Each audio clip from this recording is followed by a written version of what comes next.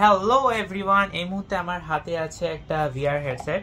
So এটা আসলে VR headset বলতে গেলে ঠিক মতো বলা যায় না যে এটা একটা VR headset.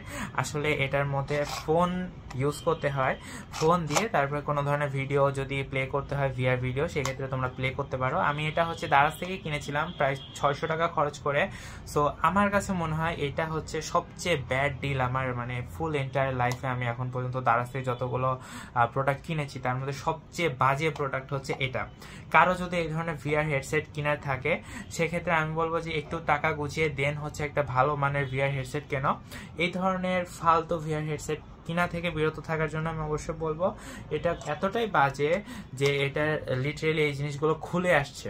So I think তোমরা হচ্ছে বুঝতে পেরেছো যে আমি এই ভিডিওটা কেন করছি। এটা মূলত একটা সতর্কতামূলক ভিডিও ছিল যে এই ধরনের ভিআর হেডসেট কিনা থেকে বিরত থাকার জন্য। Thank you for watching this video.